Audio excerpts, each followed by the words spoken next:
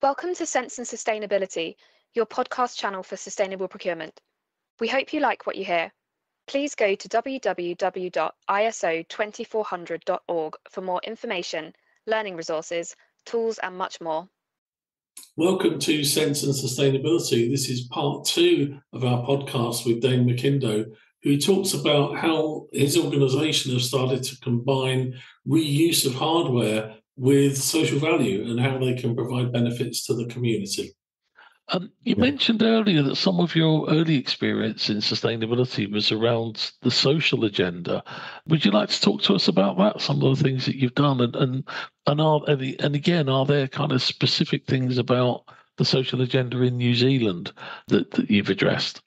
Yeah. Okay. So the standout item, obviously, is what we call the Toi Tū Te Tuki program, which is all about providing young rangatahi within New Zealand some sort of digital device in the way of a laptop. And the concept I've already briefed on is around bringing in old corporate laptops. I use the term old loosely.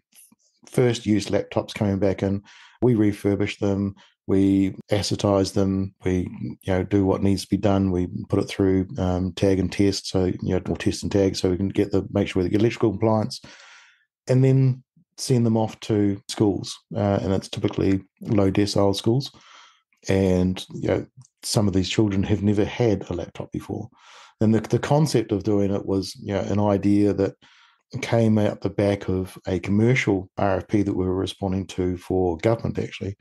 And when we started looking through the RFP contents, we sort of looked and go, our government's replacing, on average, 85,000 desktop laptop devices within a year. That's a significant amount. When we start looking at that, 85,000 devices coming out of one organisation, being the government, there's 120 to 130,000 at-risk youth within New Zealand, within these low decile schools. It doesn't take long to work that math out, going, this wouldn't take long to actually fix. So the idea flew around within the company for a little while. We managed to sort how it was going to be done, the logistics. A lot of the problem we had, the biggest problems we encountered through that time was actually the logistics and how exactly we're going to execute it. The second problem came with COVID, is that when we were about to pick up all the laptops from the corporates that we had signed up, COVID hit, we went back into full lockdown here in New Zealand, and all these laptops were locked in the buildings, so we couldn't get to them. So it delayed it quite a bit. But once we did get the laptops, we did what we needed to do, sent them down to 2 schools in Invercargill. Invercargill, geographically within New Zealand, in relation, I guess, to Auckland is pretty much at the top of the North Island, kind of in line with Melbourne-ish, Sydney type area on the globe. Invercargill is about 2.5 or 1,500, 1,600 kilometres south in the South Island. So we're separated by a big body of water, and of course it's right. So, Invercargill are very much the bottom of the South Island, and probably the most furthest you can get away from corporate Auckland. So it was the ideal place to try and see if we can make it work. We also have other initiatives running in Invercargill to try and build a better environment and everything down there across the board, but it was just logical to really test it down there. So within a short period of time after that, we managed to get 2 schools fully equipped with laptops, and there was I can't remember the exact number of students now that had laptops, but the photos that we got back with the children with laptops was just very moving. Most of them had never had a laptop before. They all of a sudden had a laptop, not only that they could use at school, but they could take home, and they could then do their homework, and they could do everything else. We've been having research and impact assessments done recently, and by all accounts, it has been probably the single biggest shift in at least one of those schools, that almost to the point where teachers are saying that they need to redo how they're teaching these students, because once they've had the laptops and they've been able to access the information and everything online, they're accelerated their learning significantly. There are some local metrics that get looked at down there, And there's one particular area which one school falls in. It is the only school in that area. So when the dial moves for that locality, it's a clear thing of what changed. The only thing that changed with that school was that they had laptops. So it's an immediate impact. We've had our CEO Jason Paris down there. He's met the children. He's met the teachers. He does a lot of work down there. He's actually a Southerner as well, so he's actually a Southern boy, and he's seen the impact in there as well, and that just reinforces it across what an impact one organisation can have when you team with your customers or your partners. So, yeah, that's in a nutshell that program. That's an amazing story. At the end of each year, we tend to get the laptops back because we want to retest them and make sure that they're still safe and send them back out. The good thing about the New Zealand school system, I guess, I'll just add on to this, right, is that they typically use Google Chrome type operating systems. They don't need Windows, so they don't need a lot of the bloatware that comes on laptops. So it's a very cut down version of an operating system on there, which, as we know, when we cut the software down on laptops, they will go and go and go, and they operate at speed. So yeah, it's been working extremely well, and we're now looking at how we can actually power the South Island. That's absolutely amazing because that's sort of everything in a nutshell, isn't it? But where you can actually see and demonstrate the social benefit of what you've done all the way back to the business case. It kind of makes you think, well, why doesn't every government in the world do that? Because there's no reason not to, is there? I mean, if you're going to improve the educational attainment of your young people by simply reusing something that's been discarded by another organisation further up the chain, that's absolutely incredible. Thank you for that. Did you use the expression bloatware? Yes. I love that. I've never heard that before. That's it's a really very good old term. Yeah. I did tell you I started out as an engineer, right? So I've got a few of the old school things. Me too. Yeah. Yeah.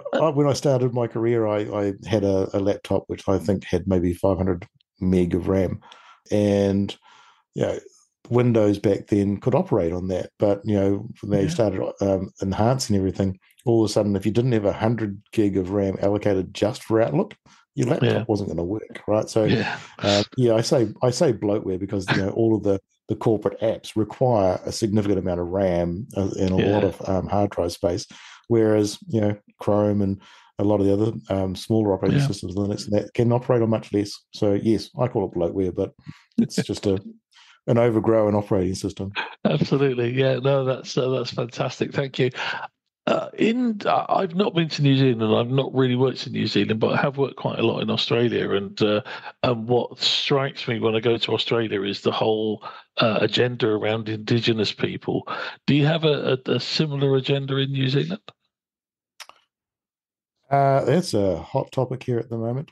Yeah, so there is inequity across New Zealand, and we do have the Treaty of Waitangi, which was signed many, many years ago.